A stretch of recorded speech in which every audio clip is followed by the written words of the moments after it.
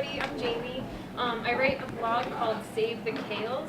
And in the past year, and actually 6 months ago, we turned it into a half-hour cooking show that airs on TV in the Lehigh Valley. It's pretty exciting because it's actually a vegan cooking show, and there are less than 5 of them in the entire country that actually exist on television. So we have one, so that's really fun. And I will say, and I can talk about it a little bit more, but that kind of worked in our favor because it's such a niche market. So I think that that really helped to get the show produced. I've been blogging since February of 2010, and now I do a lot more public speaking, freelance articles for different websites and magazines. So that's kind of the short version of how it evolved. Great. And then we have Brent Pennington. I'm Brent. I'm a professional photographer, have been for over 6 years, and I maintain a pair of websites actually. I had originally begun blogging in general, and I do commercial work and portraiture and weddings on one side, but on the other side I go off into the woods and I'm hiking and I'm doing nature and wildlife and all that for myself. And it became kind of a mess trying to keep the two separate, so I actually ended up having a website that's just for my professional work and then one that's just for my personal work. So I maintain both of those, and I started branching them out a little bit more. That's where my background lies. Great. And then we have Justin Vacula. Hi, thanks for coming to this panel. My name is Justin Vacula. I'm a native of northeastern Pennsylvania. I went to high school in the Wyoming area. I graduated from King's College with degrees in philosophy and psychology. I'm currently attending Marywood University as a mental health counseling student. I started blogging in 2009 on Blogger, on my own format, without anyone else writing. And I've recently moved over to the Skeptic Blogs network at skepticblogs.com. I'm known as somewhat of a public figure in the area for getting involved with separation of church and state issues. I was called the third most hated person in Luzerne County by Jumpin' Jeff Walker, so that's a badge of honor to wear to this day. And I'm here today to mostly talk about podcasting. I'm the host of the NEPA Free Thought Society podcast, produced by Jason Vacula, who's sitting in the front row here. Thank you. Great. All right. Well, let's get started with our questions. So, Jamie, you talked a little bit about your TV show. All right. How did you actually take the blog and just come up and develop this and roll it into a TV show? What happened? Well, I was working with, I have some friends that own a small independent film production company, and just for fun, they were making videos of all kinds of small businesses and independent businesses, organizations in the Lehigh Valley, and we decided to start doing just some short like YouTube cooking videos, 5 to 8 minutes long, in my kitchen in my apartment. And one day, on a whim, I think it's kind of the common gripe among people in the vegetarian vegan community, like, why isn't there one show that's on Food Network or Cooking Channel or anything? And so I said to my friends, I'm like, we should just try and make a half-hour show, kind of, like half joking. And we went to our cable company and asked if they would consider working with us to air it, and they said sure. They had already read the blog, they had seen the videos, they knew that the quality was going to be good. And that's a very simplified version, that's literally how it happened. So, I mean, I got really lucky because I have people that, have this professional equipment and edit for a living and have, they're really good at sound and having all the, mics that you wear and all the, I don't own all those things. So I was a little bit in an advantage there, because before that I was just kind of using my flip cam and making YouTube videos, and whoo, those have come a long way too from the very first one. Yeah, but it was literally just deciding that we wanted to do it, asking if there was somebody who would want to help us out with it. They said yes, and so we just made one. All right, great, thank you. Brent, you're an accomplished photographer. What are the best social sharing blogging websites that our attendees can look into specifically for sharing photography? Sharing photography, there is no shortage of those, and I think to some extent it depends on where you want to go with your photography. Facebook obviously has the whole photo integration to it. It's great if you're aiming more for the, I'm going to share with my family, I'm going to share with my friends. It's that kind of communal photography. If what you're looking for is a little bit more exposure, maybe, there's always Flickr. Flickr has some, pluses and minuses. A lot of the interaction people have on there seems to kind of be validation based. People are going to say, gosh, I love this photo, and ask you to join a group or, some sort of Flickr club for it, you get a little badge, which is all great. You also start to get into a little bit of exposure. A lot of bloggers who are looking for images can go there because of the Creative Commons program, which Flickr participates in, and I think we touch on that a bit more later. And then I'd say that if you're looking to do a little bit more of, say, a professional web site, there's one called 500 Pixels. It's 500px.com, and it's a little bit more professionally oriented. You build portfolios on there. It shows the images bigger than the other sites do, makes them look a little better. So it kind of depends what direction you want to go. Excellent. Justin, what special equipment did you have to invest in to make your podcast a success? Well, the podcast originally started as an informal discussion with myself and Rodney Collins, who's the founder of the local community group, the NEPA Free Thought Society. We initially had changed equipment many times. We had a camera, we were using shutters, we were arranging curtains to make the room more accessible to the podcast for video. And we found that we needed some sort of mic that had a hook on it, not just standing mic on the table, because if we hit the table, the sound got distorted, there'd be people moving away from the mic at times, so we had a mic stand, and that seemed to have really helped to capture the voice of the people in the studio, if you will, in Mountaintop. What about camera? What were you using? What were you using to capture the video? All right, so we were just using a camera to capture the rooms. Do you have the specific camera, Jason? Was it a video camera or your webcam? It was a high-end webcam, Okay, a high-end webcam. HD. Thank you. So, Brent, can you talk a little bit about copyrights and how they play into blogging? What do you think bloggers need to know about copyrights and about using images in blog posts? Okay, this is a hot topic, especially in the photography community, because you post stuff online, the next thing you know, people are using it, it's all over the place. And the responses to that vary. You get some folks out there, they're very militant and nobody can touch anything even if they put it online. Other folks are more open to it. But the point for copyright is that as soon as somebody takes a picture, it's copyrighted. You own it, nobody else can use it without your permission. You can register it with the government, it gives you another level of protection, but even without registering it, copyright exists. For bloggers who want to use images, a lot of photographers, if they're posting stuff, especially to sites like Flickr, they're probably open to it. Most of them, if there's no stated policy, like I said, Flickr has some different levels where people can say, look, right on the photo, I'm going to say that, you can go ahead and use this for, different series of applications. But the general rule of thumb is that they need to be credited. So if you're going to use an image, you know that it's in the public domain, go ahead and use it. Make sure you put down the photographer's name, give them a link back to their website. It's good traffic for them. And it helps, keep the peace, keep the trust. And I'd say that, if you find a picture and you're doing, especially if it's a nonprofit application or, just for a blog post you're doing, picture somewhere that you want to use, reach out to the photographer. A lot of them are probably just going to be flattered that somebody wants to use it. Shoot them an email, ask if, in exchange for a link back or something, you could use it. That works out pretty well. I found, even locally, some of the news agencies, when they were reporting on BlogCon, needed pictures, they get in touch with me, and that was the answer. Yeah, it's my picture, but go ahead, use it, give me the proper credit. Everybody wins, everybody's happy then. Excellent. So tell us a little bit about how to find those Creative Commons, the public user licenses. Yep. I don't use them as much since I'm on the other end of it, but I do know that, I've seen Mandy do this mostly. When you go to Flickr, I know they have a section of Flickr that's Creative Commons licensed photos. Anything that's licensed to Creative Commons essentially means that people are willing to let you use it as long as you're willing to meet certain requirements on what the usage, and some of them are kind of stringent. They don't want to be associated with certain things. Maybe others, it's essentially here's the picture, go crazy. If you get into that portal in Flickr, you have the same search you're used to. Then you can do keywords, you can find whatever you want that's got those licensing terms. So that's probably your easiest way. Okay. Do you ever use the Google Images Advanced Search where you can search only Creative Commons I photos? didn't even know they had one of Hey. those. So there you go. Okay. All right, they do. So, Justin, tell us a little bit about how you specifically promote the podcast portion of what you do.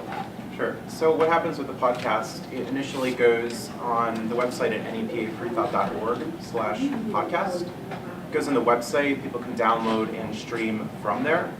We also have integrated iTunes and an RSS feed. We find that many people are quite picky and they ask for iTunes or wait until it's on iTunes.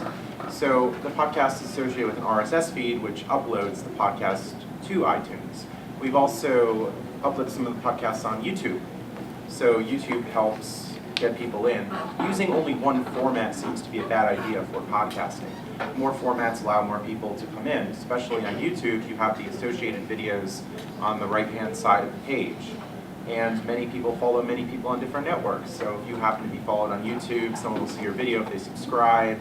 So it's good to be on many different platforms. One thing we've also done with the podcast to promote specific episodes, we have had some high-profile guests and even debates.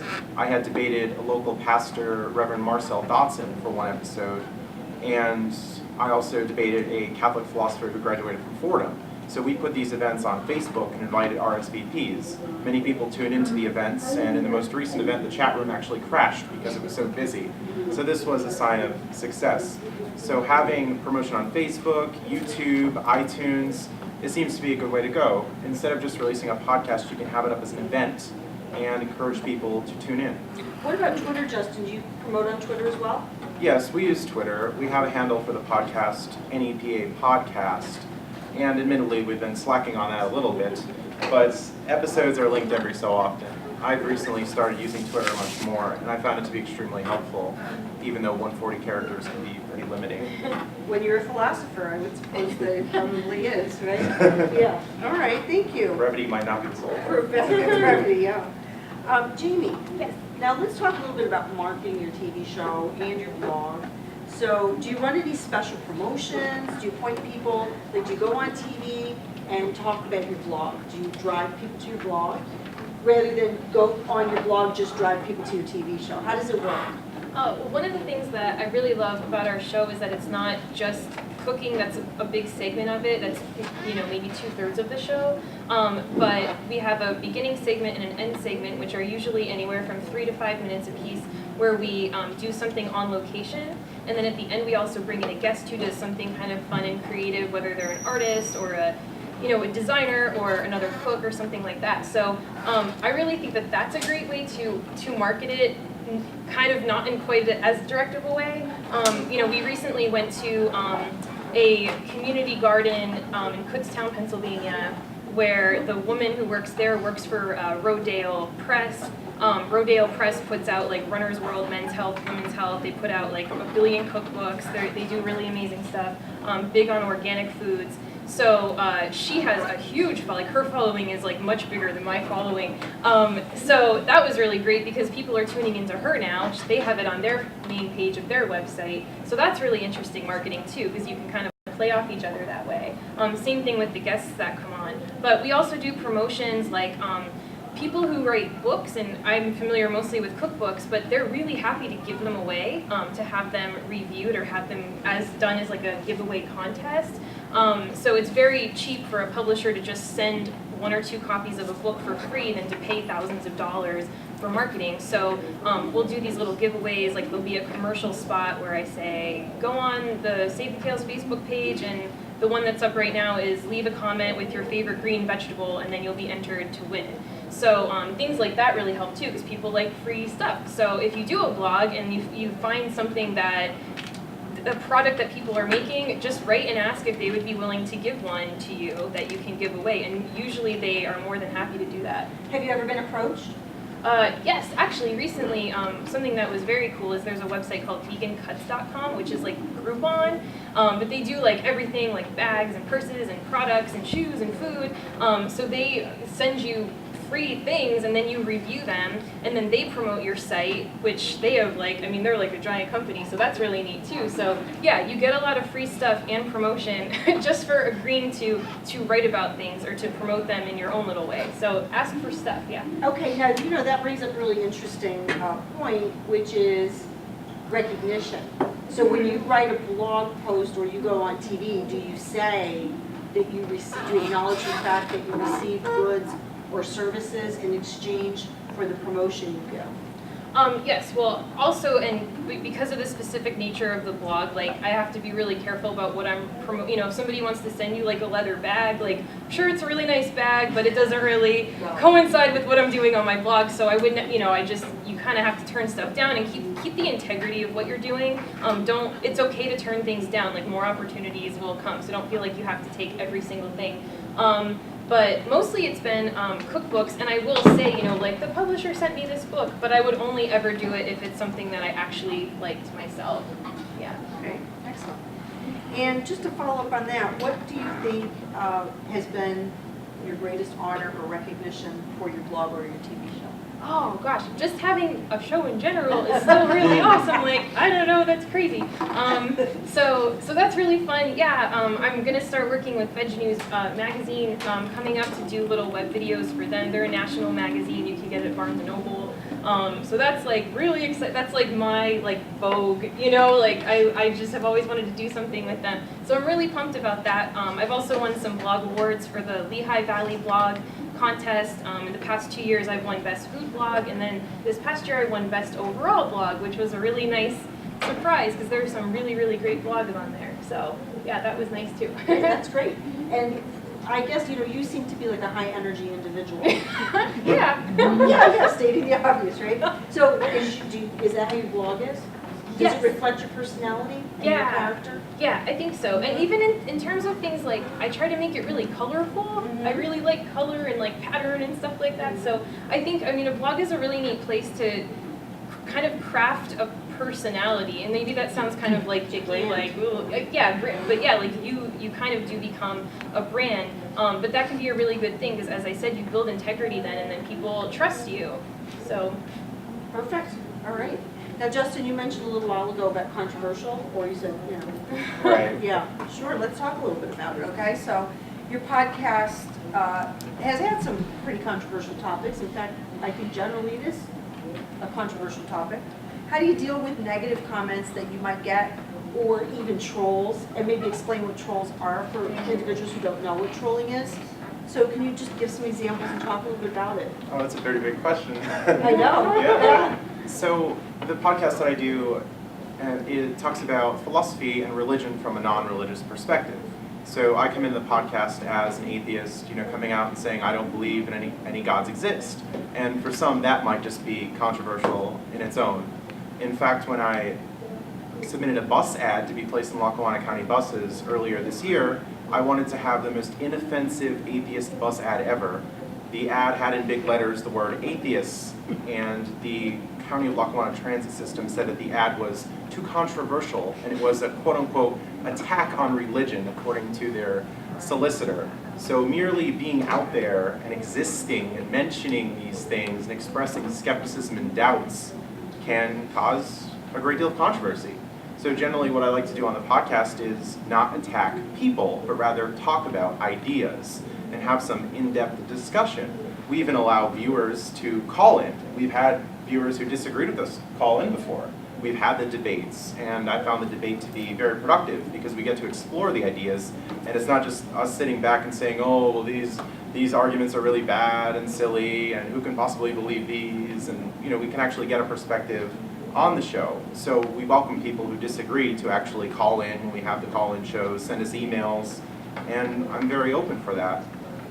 Okay, tell us a little bit about trolls. Okay. What they are, and what they do, and how do you get rid of them, fly swatter, how do you handle them? So a troll it's a difficult concept to really pin down, and there's a lot of disagreement on what the term actually means.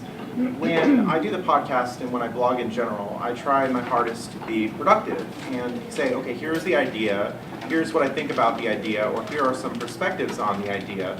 I mean, I even did a post on vegetarianism. It was called Critical Thinking About Vegetarianism. And some of the responses I got to the blog were quite ridiculous. And I was being attacked, and it was just like, okay, well, hey, I put these ideas forth, and here's the argument. So you need to address the argument. If you disagree with something I say, and you're just going to call me nasty names and make all these really over-the-top claims, that's not helpful to discussion. So people who are doing that, who say nasty things about me, the podcast, blogging, whatever, if you're going to express some disagreement, put out something I said and not attack me. It's just not productive. So how to deal with these people, I just, in some cases, address the actual arguments at hand. In some cases, ignore what's being said and just continue what I'm doing. In the initial phase of blogging, there was a lot of controversy from religious people who sent me hate mail and sent me threats surrounding some church-state issues, and a local bus driver who works for cults named Daniel Wittenbreder, who alluded to refusing me service on county buses. So that was kind of interesting. So I like exposing the trolls in many cases by actually posting what they're saying, and I think what they say really speaks to it. It says something about an individual when you can't actually address an argument and you're just going to heap abuse on someone. Okay, interesting. So you each have your areas of expertise, photography, podcasting, video. How do you incorporate each of these into your blog's social media? Now let's get to the social media promotion of what you do. What tools do you use? Jamie?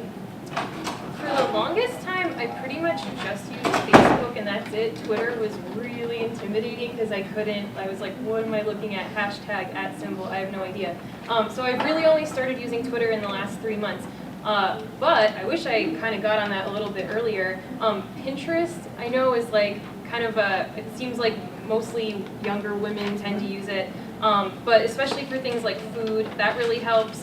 But I really think that I'm a very visual person, so I think Pinterest is really cool for people who are very visual. It's a lot of crafty stuff, so there's people in there who like to do, things around the house, so cooking is certainly part of that. So those are like the main ones for me, is just like Facebook, Twitter, Pinterest. Okay, excellent. Now, Yeah.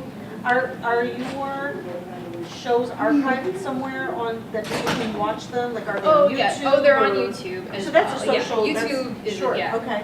Do people Forgot comment? that one. Do people comment on them? Do you get comments? I choose to disable comments because I think That's people interesting. Why? can be jerks on the internet. and Okay. I A lot try- of trolling going on. Okay. Yeah. Okay. What were some of the issues? Did you have comments enabled initially? No, You not never did? not really on YouTube. Maybe some of the earlier videos, but just as a preventative measure. Okay. It's really I don't So know. you choose I'm not to use YouTube as because YouTube's a Yeah. social network, right? But you choose not to use it that way by not enabling comments. So exactly. you push, Yeah. but you don't pull. Yeah, yeah, Okay, yeah. excellent. That's a good way to say And it. Brent, I'm going to come right out and admit, when it comes to social media, I am a little bit retarded. I don't get most of it. Facebook, I really still feel is just a great way to waste time. And I take a lot of abuse from this from people who know more about it than I do. I need to be out there. I need to be using the media. I need to be promoting myself. I have gotten business leads through Facebook. But at the same time, I have a page there that I do very little with. I got on Twitter today and blogged that I was here, which I think is the first time I've signed in about a year. I am on Google+. I'm one of the few people that are probably out there. There's a lot of photographers, and we all hang out and talk to each other and share pictures, and I don't think a client has ever seen a picture on there, because none of them go there. But I'm bad at this. you're bad at social media. I'm bad at social media. Okay. I should probably be taking the class on it instead of offering advice. There you go. Now, what about some of your clients? Do you know where some of their work ends up on social media? A lot of the clients I do work for, it does. It goes towards social media. I get a lot of people who they want just a simple portrait session. They need 3 or 5 headshots, things that it goes on their LinkedIn page. We get them a nice professional one. Maybe we do something that's a little bit more fun. That's their Facebook photo, and that sort of thing. It's a good business for me. I'm just not engaging in it on my side. Okay, that's fine. You mentioned LinkedIn, which is interesting because LinkedIn, of course, is a professional social network, and that's one that hasn't come up yet on the panel to discuss. So you find that some of your more business clients. Yep, a lot of people in general, they have that LinkedIn account, even just as a job seeker. Right. But, Oh, there they you want go. that nice picture that, That polished look. Exactly. It's Sure. not a party shot, it's not a MySpace shot. Great. Now, have you ever had a referral from via social media? Has anyone ever contacted you? I've had a couple through Facebook, Through actually. Facebook. Yes, Okay. Jim in the corner there, yes. There you go. All right. And Justin, how about you? So about using social media? Yes. Okay.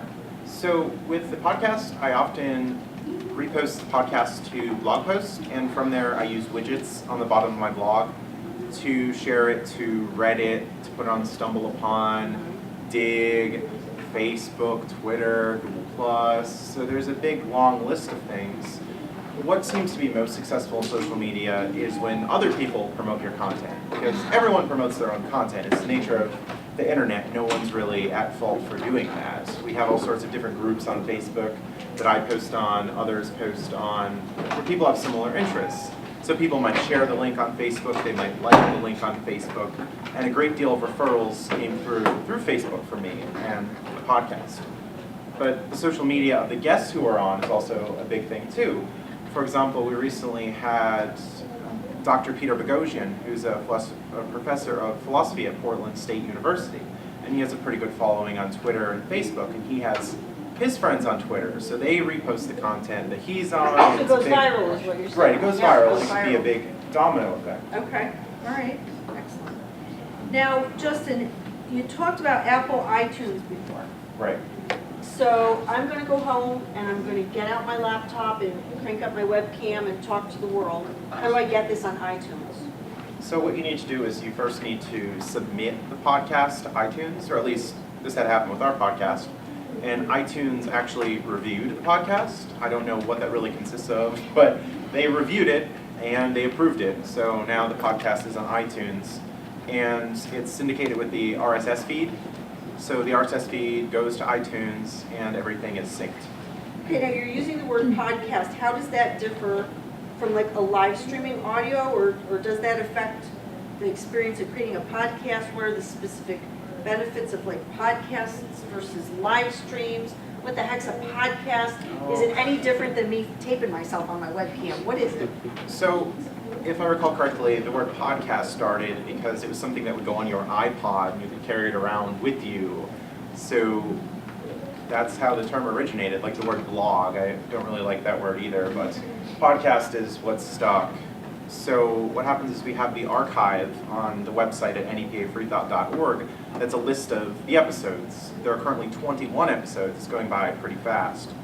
And you look through the list, you can stream the episodes on the website, you can download the episodes. So there's a big list there. So I tape myself, I got my video camera, got my webcam going, and then I click the stop button, and what do I do to actually get it into iTunes? Do you have we go to the iTunes store?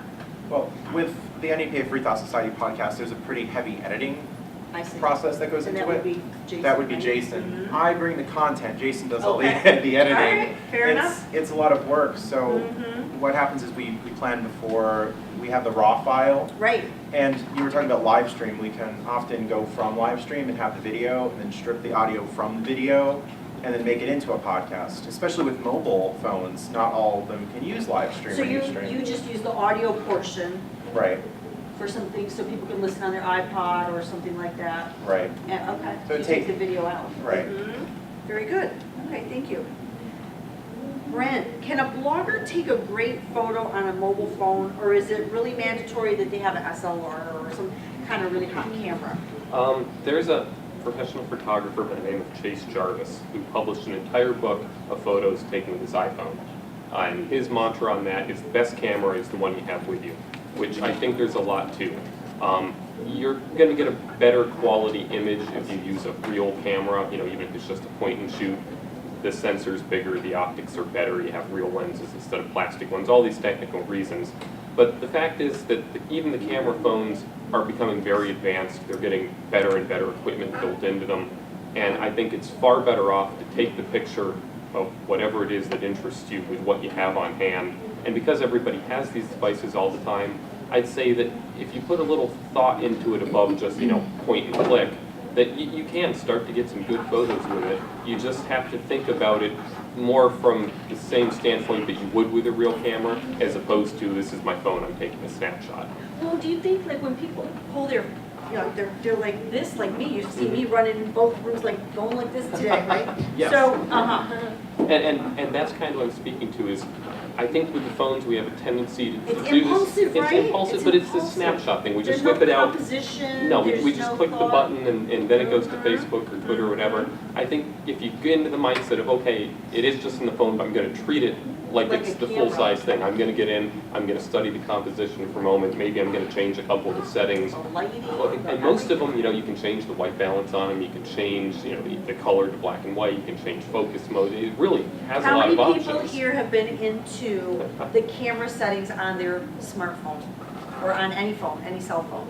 The actual camera settings to change the things that he has mentioned, right? The lighting, the balance, the focus, Yeah, exactly. everything, Go ahead, right? that's me. Or even changing what size your image file saves as, Exactly, yeah. right? Small, medium, large, I know by, right? I don't remember the pixels, but yeah, that kind of a thing. You Yeah. can, to save memory on your device. Exactly. You know, or when you're going, then if you're gonna email or upload it, and you're trying to upload that big 2,000 Exactly, send the pixel small one. It Yep. takes so long, and if you send it smaller, it's web quality, Exactly, which is web perfectly quality. fine. You don't need that big, huge, high resolution. Plus using less memory on your And you're plan, using so. less memory on your plan, so a lot of tips to pull out those user manuals, right?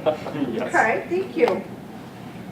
Now, also, Brent, now not everyone is gonna end up being a pro Mhm. photographer, even though they read the user manual on their phone, and you go in, you adjust every setting, it's not gonna work. So what are the best tips that you have for taking great blog photos? Okay. I'm gonna say that, again, you need to slow the process down and think about it a little bit. If you're gonna take photos that you really want to share and have them, I mean, because sometimes you just want a snapshot, whatever it is, it's important enough to take a photo, but you're never really gonna think of it beyond then. Get the snapshot, that's fine. But if it's gonna be something that you care about a little bit more, put the thought into it. And especially, I find with people who want to get a picture of themselves for their blog, but they don't necessarily want to hire somebody to take a professional one. You know, there's a couple of things you can do. Don't do the MySpace thing where you're holding it out there. Especially with the big cleavage, Oh, right? especially, or with anything, yeah. You know, even if you don't have a cheap tripod from Walmart, you know, find a bookshelf you can put the camera or the phone on. Put it someplace so that you're not holding it, you can step away from it. I'd say pay attention to the lighting, because that's what photography is all about to begin with. The little flashes that are built into your cameras are just terrible. Like, don't ever use them unless you have to. You know, put yourself in front of some nice window light. Put yourself, you know, outside the sun is even a better alternative. And it just goes back to what I keep saying, you know, just stop and slow down and think a little bit about the final product and how you can work with what you have to get there. Plenty of photographers who start out using, you know, Home Depot work lights, and they're using, you know, lamps with the shades off, and they're draping bedcloths across windows to soften the light up, and, you know, just real simple things any of us can do, as opposed to, you know, just going and click. Great tips. Okay. Jamie, Yes. let me ask, what tools does it take a first-time vlogger need? What do they need to make a great video? A camera and a YouTube account, and that's it. A camera and a YouTube account. Okay. yeah, I Maybe mean- your webcam, like built right into your. Yeah, I mean, obviously you can get fancy equipment, you can do something like make a backdrop. Like I watch a lot of like makeup tutorial videos, and they'll get these really pretty curtains and just have them as a backdrop so you're not just staring into your like living room that might be kind of cluttered. So things like that, but don't overthink it to the point that you don't do it or feel like you need a whole bunch of fancy equipment. I mean, like you were just saying, smartphones even have a video setting, and a lot of times they can be done in, you know, relatively, like, you know, like a decent quality. And I think it's better to put out a video with a little bit of thought and like actually make the video than put it on the back burner for a year because you're saving up $2,000 to get the best camera you possibly can. Like just start now with what you have. All right, that's good advice. Jump in, right? Dive in. Yeah, jump in. Dive in. Okay. Jump in. Yeah. What about a great video? Like, what tips do you have to come out with a great video like Brent had for a great photo? Edit. Watch your content. I know the very first, oh my gosh, it's so embarrassing, and it's still up there if you want a good laugh. The very first video I ever made for YouTube was so long that it had to get cut into 3 parts, and I was making like one thing. And, you know, I'm explaining every single tool. Here's, you know, a zester, and here's what it does. And I talked about the zester for 5 minutes before, and nobody cares. So edit it down, and even like in doing the show, you know, like you can see the progress from the first show to now we're on our 6th episode, and it's like maybe in the first show we had 8 seconds of like chopping a vegetable, but after 3 seconds it's like I know how to cut an onion. Let's move it along to something else more dynamic. So being aware of what people might actually want to see, and 10 seconds is a really long time. So shrink it down, it could always be edited. Okay, great. Now, I'd like to talk a little bit about how media can help you network with other bloggers or creatives. So, for example, Justin, have you run into, you were talking before about following other, on that right-hand panel of YouTube, Right. associated videos or similar videos by topic. Have you gotten into network with other people who do these types of podcasts, through podcasts? Well, what's happened over time, we were talking before about the social media, and someone will pick up the content. One particular website that picked up the content was richarddawkins.net. We had guests from the Richard Dawkins Foundation on. We had Sean Faircloth, who is the author of the book Tactic Theocrats, who's now working for the Richard Dawkins Foundation.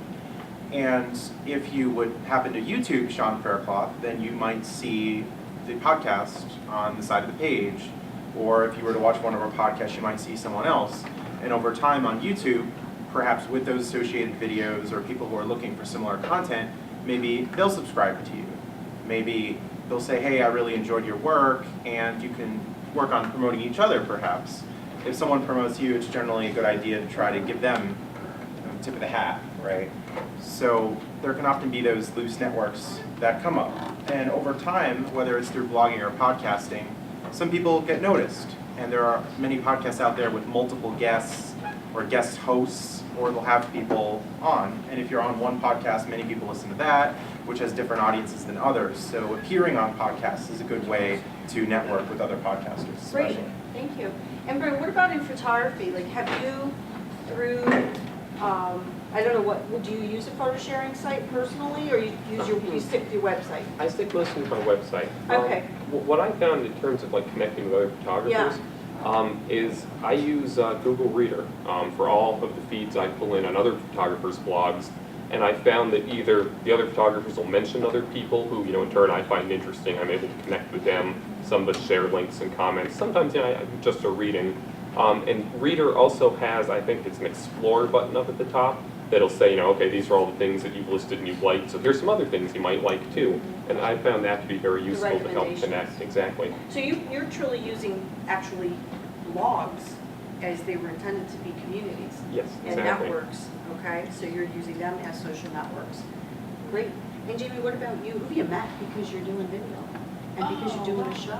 Well, I would say actually blogging primarily has been the way I've gotten to meet a lot of people, but also, things like this, conferences, there's a really big conference in Pittsburgh, near Pittsburgh every summer for like vegetarian stuff, and it has all the big people come there. Like, I don't know if anybody saw the documentary Forks Over Knives. It's a newish documentary. Like, all those doctors are there speaking, and you get your picture with them and all that stuff. So, but the online stuff is great, but being able to actually meet people face to face, and then they're like a human being, that's really invaluable. So it's very cool. I sound like I'm maybe being kind of corny right now, but it's very cool that everybody's here because you can, I just think it translates better. And it also helps promote what you're doing, to see people face to face. So getting out there, going to meetup groups, start a meetup group, start a potluck, start a photographer. I don't know, maybe you guys decide to all meet in like a location one day, if that's, if you're into photography. Yeah, and that definitely helps. And then when you find out that you like other people and they're nice people, you're more inclined, and maybe not, maybe you're like, I don't agree with anything this guy says, but they're still talking about you. And it's kind of one of those things like, all press is good press, for better or worse. If you're going to be doing something to put yourself out there, people talking about you, usually, regardless of what it is a really good thing, because they're still promoting you. Even the trolls in many cases. Yeah, sometimes, yeah. There's a lot of, I don't know if anyone's ever seen, it's like a horrible website. It's called getoffmyinternets.com.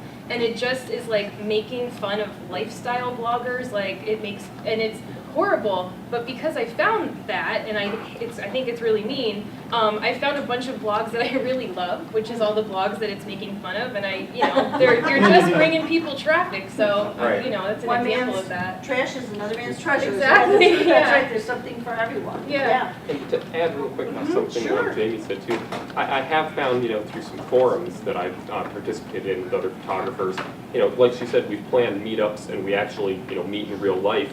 And, you know, there's this, I don't know if it's still a fear, if it's more of a running joke now that, you know, people on the internet are freaky and all, but I found that most of these people, when you meet them in person, they're really interesting people, and, you know, formed some good friendships with them, groups that, you know, we do annual meetups now, and we all go hiking together and have a barbecue, and, you know, it works out well.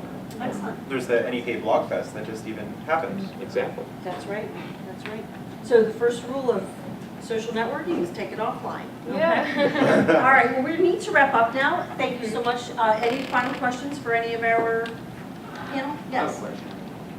How do you feel about this whole December 21st, 2012 Mayan calendar? Oh my gosh, everyone's buying. I don't know how many domains are people are buying 2012.com, December 21st. Like, how has that been affecting you at all? Or do you care about that? What do you say to people that have any ideas about that? How do you think the internet is kind of negatively or positively influencing that? Well, one of the problems, if you will, with the internet, which is both a blessing and a bane, is that anyone can put something online. So there are a lot of cranks out there, if you will, advocating things that are really, really far out there and really, really potentially harmful. For example, these 2012 prophecies could lead people to sell all of their things, commit suicide, perhaps kill their children. There are all sorts of issues that come up. Many people think that there isn't harm associated with beliefs. People say, oh, well, just believe whatever you want, you know, oh, you have the right to your own opinion. But what I'm concerned is what's justified and true. I think truth is valuable. I think it's instrumentally valuable. I think it's important. And I think it's important to really think about what you're reading on the internet. Just because it's out there doesn't mean it's necessarily true or the person writing it is credible. But the internet allows for multiple viewpoints, so it's good to analyze what multiple people are saying and come to a reasonable conclusion. Great. Well, yes. Are you gonna use that to make money somehow? Was that directed at? 2012, whatever. You're not, are you using the Mayan 2012 to make money? Oh, I don't believe that the world is going to end in 2012. What I say is, it's, all these doomsday prophecies are any day now. We had Harold Camping, who made some pretty big news. For example, you're gonna talk about that in your podcast? You talk about it. It's a That'd good be a podcast topic topic. I wanna Why cover. not? All right. Doomsday prophecies? Yes. Good topic for podcast. All right, well, for Wait, one us last to... question. Sure. And you said that you're a psychologist, that you made on it. How do you use that in your podcast? Currently, I'm a mental health counseling student at Marywood University. I'm in a graduate program. And what was the second question? Will you be talking about that in podcast? Well, we actually had a psychologist on, Dr. Daryl Ray, who is starting a new project called the Secular Therapist Project. And what this is, we had a podcast about this issue, where people seeking mental health counseling, therapy, whatever happens to be the case, often get, for lack of a better term, religion pushed on them in therapy, where instead of having evidence-based therapy, they say, oh, well, you need to, repent and do this and that to get some supernatural benefit. And what Dr. Daryl Ray is trying to do is put a network together of people who won't insert religion into psychology and stay with what is evidence-based as opposed to supernatural-based that falls outside the realm of science. Great.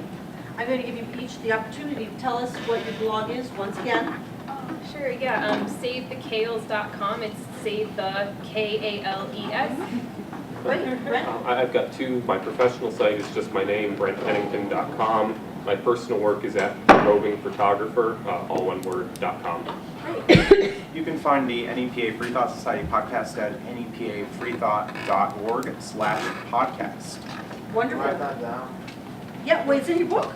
They're all in the book, okay? So they're all in the book? I'd be happy to chat after too. Yes, there you go.